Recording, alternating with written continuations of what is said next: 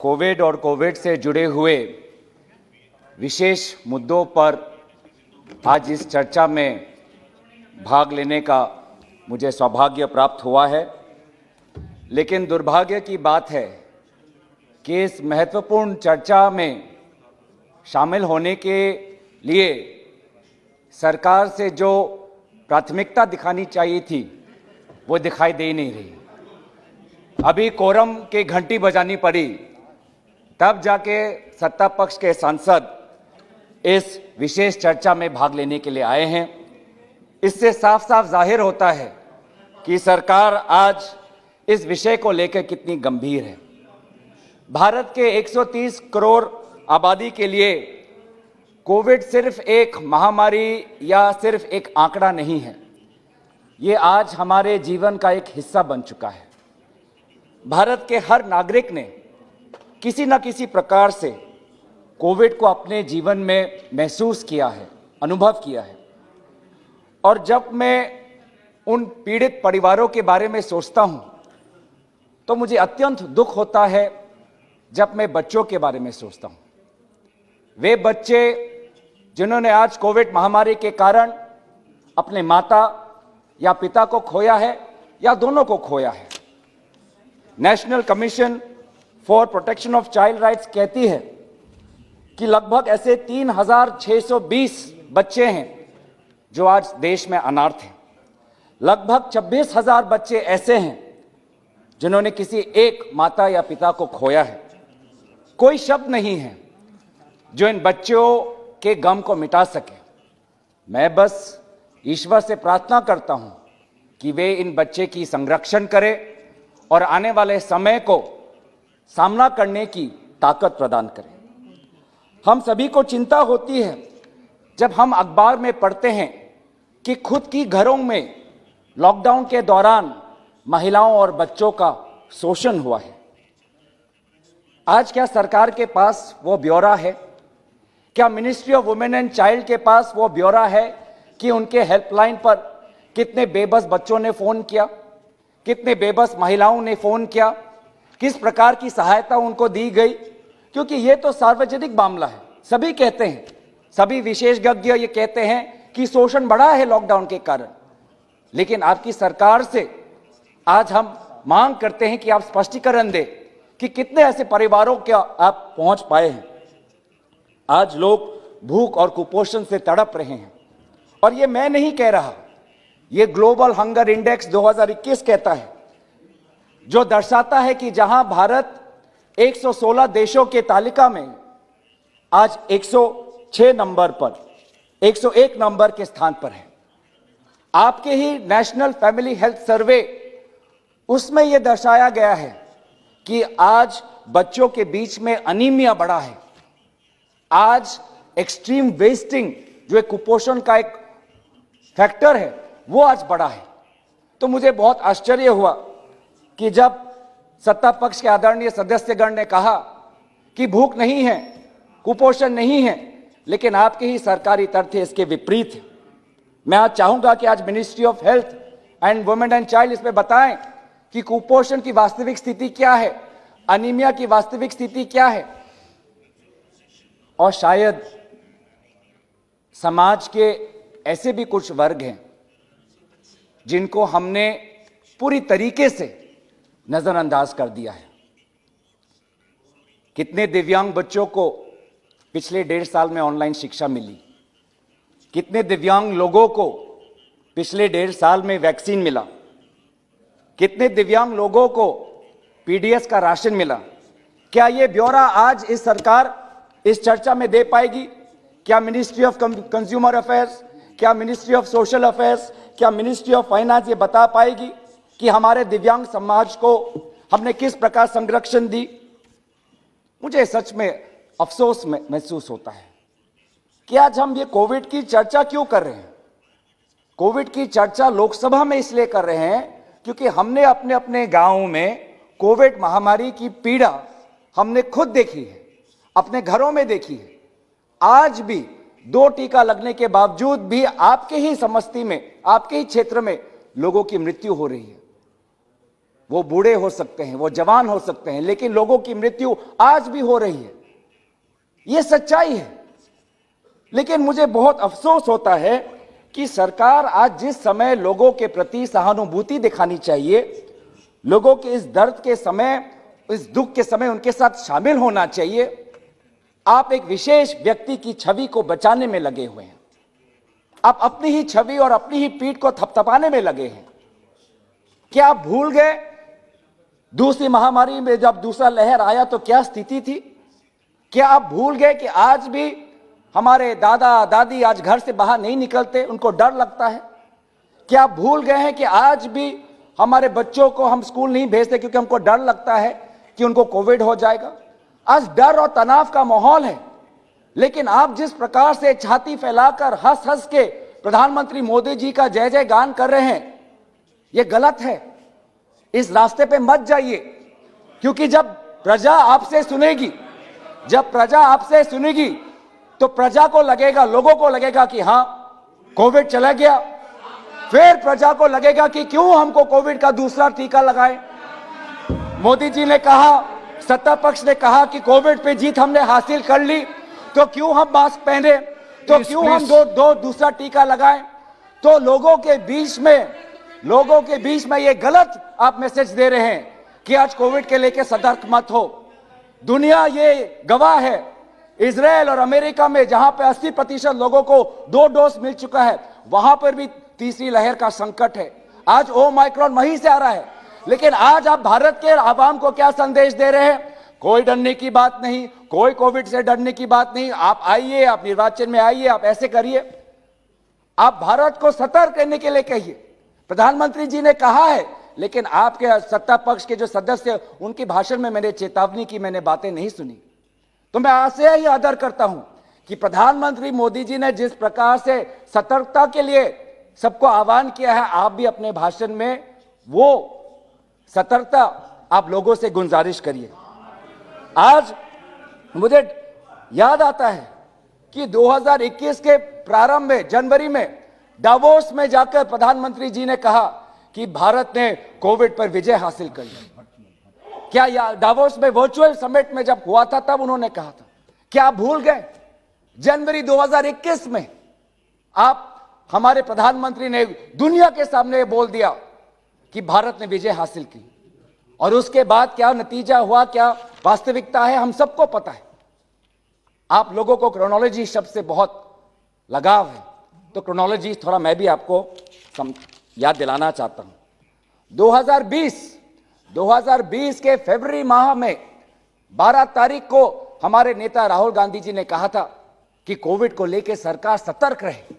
लेकिन उस समय के सरकार ने हम पे हंसे थे, और उस समय भी आपने यही कहा कि क्या कह रही है कांग्रेस पार्टी, क्या कह रही है राहुल गांधी जी, बेवजूदा की बातें कर रही है, बेवजूदा की बातें कर रहे हैं। और वही बातें आज सच साबित हुई, उन्हीं की बातें सच साबित हुई।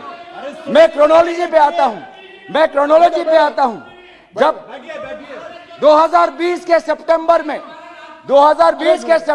राहुल गांधी जी ने कहा कि वैक्सीन पे ध्यान दीजिए, भारत को के लोगों को वैक्सीन दीजिए, वैक्सीन का कवच दीजिए। उस समय भी आप लोगों ने यही आरोप हम पे लगाया कि क्या बात कर रही है कांग्रेस पार्टी, क्या बात कर रहे हैं राहुल गांधी जी, क्यों लोगों के बीच में डर फैला रही है। लेकिन अगर आपने हमारी बात सुनी होती तो जिस समय भारत के लोगों को वैक्सीन की जरूरत थी, आज वो उस समय आप वैक्सीन विदेश नहीं पहुंचाते। जिस समय हमें अपने देशवासियों को वैक्सीन देना था, आपने वैक्सीन बाहर दूसरे देशों को दी। आज मैं दोबारा राहुल गांधी जी ने, क्रोनोलॉजी में बताता हूं, तो राहुल गांधी जी ने मई महीने में कहा था कि आज आप आर्थिक व्यवस्था पे जोर दीजिए, क्योंकि कोरोना और लॉकडाउन के कारण जो आर्थिक व्यवस्था पे प्रभाव पड़ेगा उसके लिए हमें तैयार होना है। उस समय भी आपने यही आरोप लगाया कि डर फैला रहा है राहुल गांधी, झूठ बोल रहा है, अफवाह फैला रहा है। फिर क्या हुआ नतीजा? पिछले साल 10% हमारी जीडीपी घटी। आप जाइए अपने गांवों में, आप पूछिए, मेरी बात मत मानिए, आप अपने ही गांव में जाके अपने ही लोगों से पूछिए क्या बेरोजगारी कमी है या बढ़ी है। क्या जिस समय जिस तरीके से कोविड से पहले उनका व्यापार चल रहा था, क्या आज चल रहा है? आप पूछिए अपने घरों में जो लोग काम करते हैं, आप उनसे पूछिए कि पहले उनके घरों में 2 व्यक्ति की नौकरी थी, आज 2 में से किसी एक को नौकरी का सुविधा मिल रहा है और एक व्यक्ति पूरे अपने आमदनी पर अपना घर चला रहा है।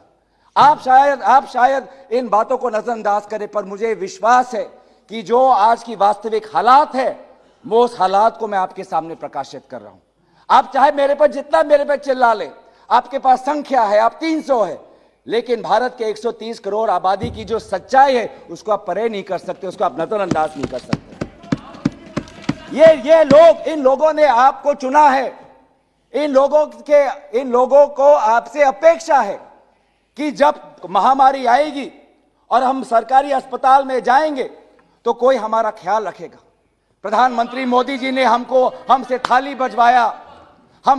बजवाया, तो जब हम प्रधानमंत्री मोदी जी के सरकारी अस्पताल में जाएंगे तो हमको बिस्तर मिलेगा, हमको वेंटिलेटर मिलेगा, हमको ऑक्सीजन मिलेगा, हमको दवाई मिलेगा, हमको डॉक्टर मिलेगा। और क्या हुआ? आज वेंटिलेटर, एक समय पे वेंटिलेटर और ऑक्सीजन की इतनी कमी थी कि आपको विदेश से लाना पड़ा। यह थी आपकी तैयारी कि विदेश से आपको भीख मांगना पड़ा कि दीजिए, आज हमारे पास वेंटिलेटर नहीं है, कॉन्सेंट्रेटर नहीं है। क्या आपको 2020 में पहली लहर में अंदाजा नहीं था कि कोविड के कारण हमारे फाफड़ों पर असर पड़ता है?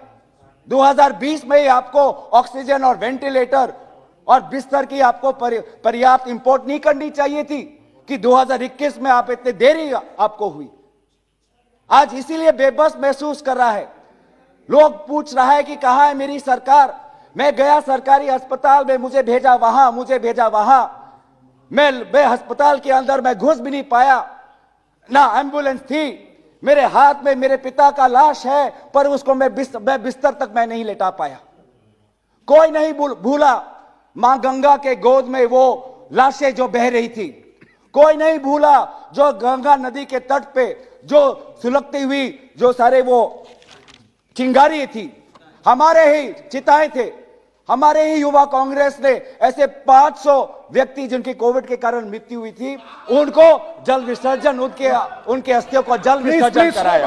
आप बैठिए प्लीज डोंट इंटरफेयर प्लीज। लेकिन यू कैन टॉक। लेकिन जितना मैं आप लोगों को आज सच्चाई आपको दिखा रहा हूं, उतनी मैं प्रशंसा भारतवासियों की करना चाहता हूं, क्योंकि भारतवासियों में एक अंदरूनी ताकत है कि चाहे परिस्थिति चाहे कितनी भी कठिन क्यों ना हो, पार करने की ताकत, क्षमता और हौसला उनमें है। आज अपने बच्चे को ही देख लीजिए, 1.5 साल से अब अपने दोस्तों के साथ ना पढ़ पाए हैं ना खेल पाए हैं, लेकिन आज भी हंसते हैं, खिलते हैं। आज आप देखिए लोगों के पास आज नौकरी हाथ से जा रही है। पहले घर में 2 व्यक्ति 3 व्यक्ति नौकरी करते थे, आज नोट के हाथ में एक ही व्यक्ति नौकरी कर रहा है, घर पे बेटा बेरोजगार बैठा हुआ है, लेकिन आज भी ईमानदारी से हर वो व्यक्ति हर दिन काम पे जाता है और ईमानदारी से काम करता है।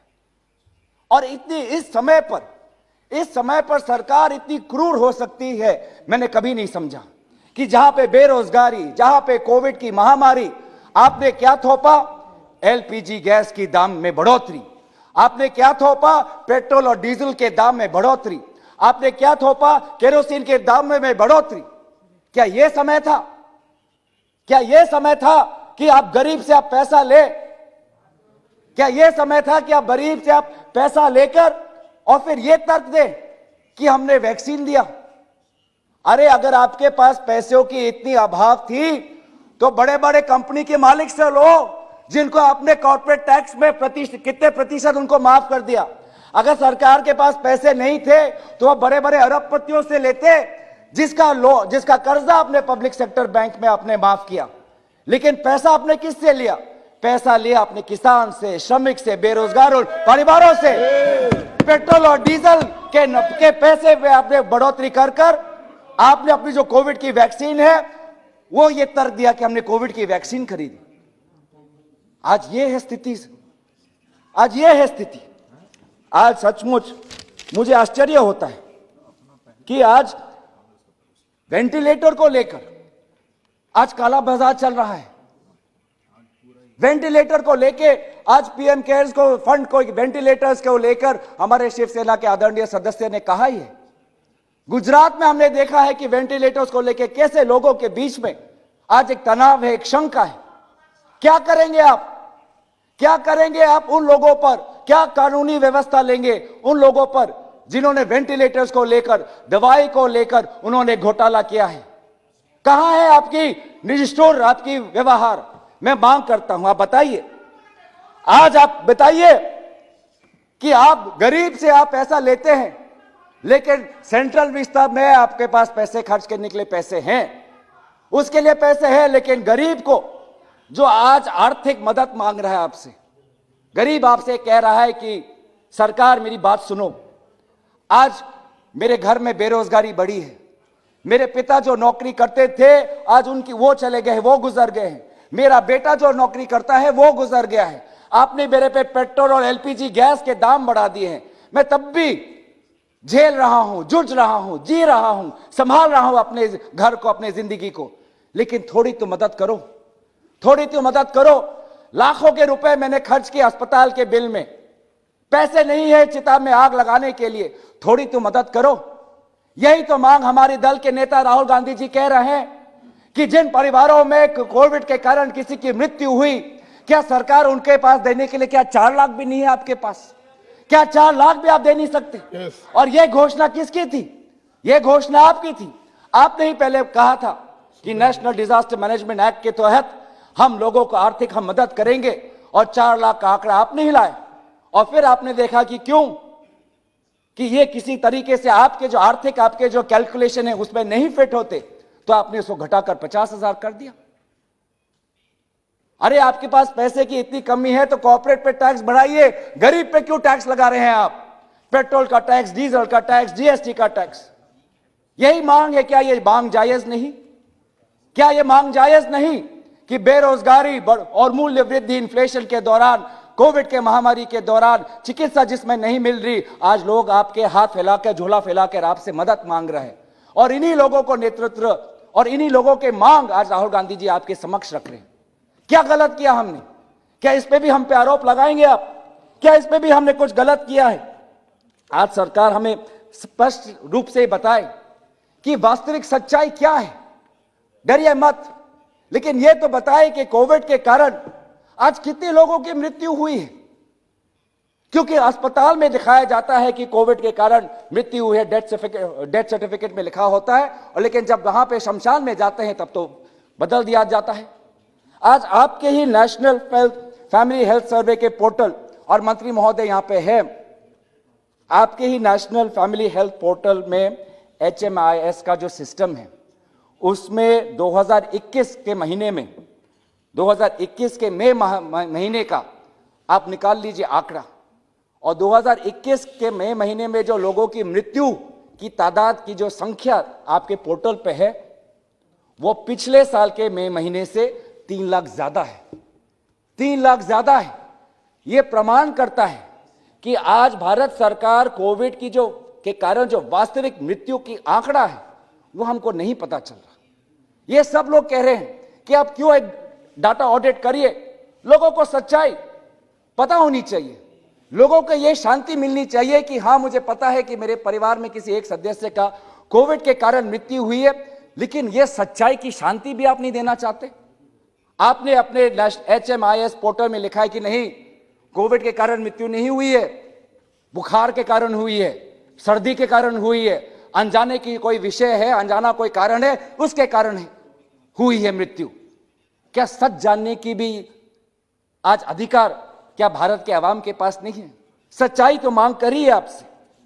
आप बताएं आज मैं ये नहीं बोलता कि ये सिर्फ केंद्र सरकार में, हर राज्य सरकार को करना है। इसमें केंद्र सरकार, राज्य सरकारों को मिल बैठकर काम करना है। आपकी तरफ से गाइडलाइंस आनी चाहिए, और शायद आपने गाइडलाइंस दिए भी हैं कि डेथ को किस प्रकार से हमको रिकॉर्ड करना है, पर उस गाइडलाइंस में इंप्लीमेंटेशन क्या हुआ है?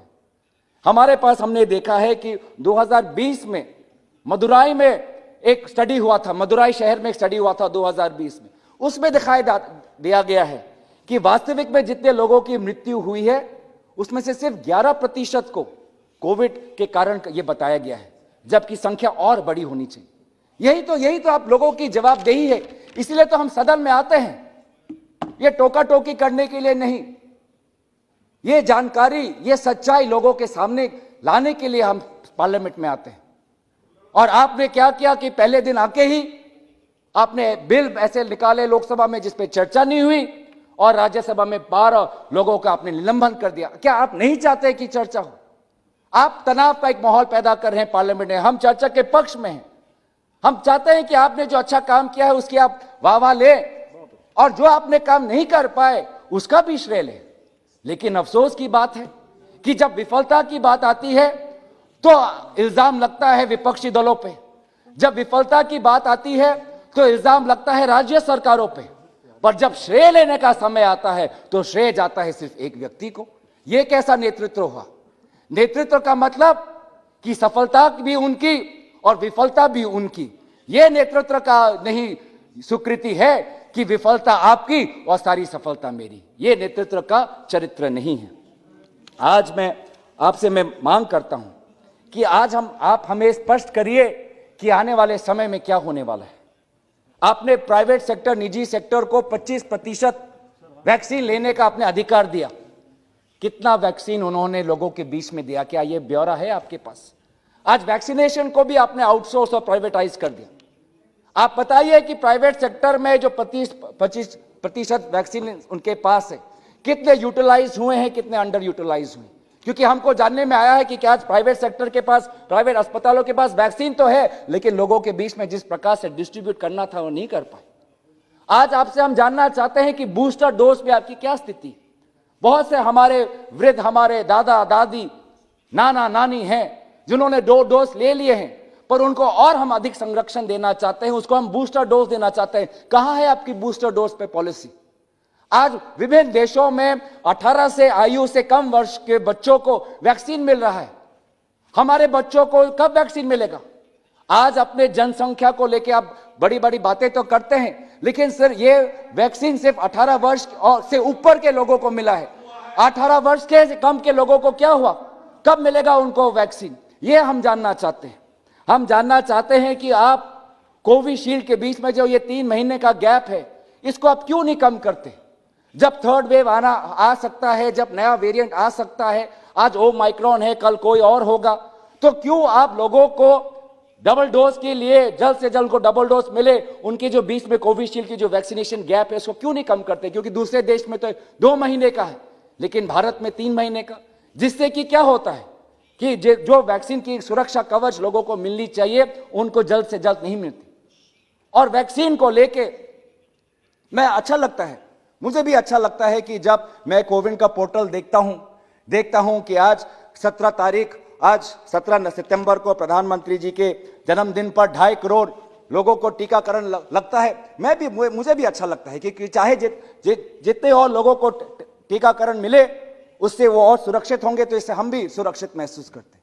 लेकिन हम क्या देखते हैं कि 17 तारीख को तो आपने 2.5 करोड़ टीका लगा दिया, लेकिन उससे एक दिन पहले सिर्फ आपने 1.63 करोड़, उससे 2 दिन पहले सिर्फ 96,000। ये मैं बता रहा हूं, ये असम का, कि आप ये असम का बता रहा हूं मंत्री महोदय, कि ये आपने 2.5 करोड़ आपने लगाए 17 सितंबर को। ये 2.5 करोड़ आंकड़े पे आप कैसे पहुंचे, उसका उदाहरण मैं असम का देना चाहता हूं। असम को भी 17 सितंबर को 7.9 लाख वैक्सीन दिए गए थे प्रधानमंत्री जी के जन्म तिथि पर। 7.9 lakhs on 17th September.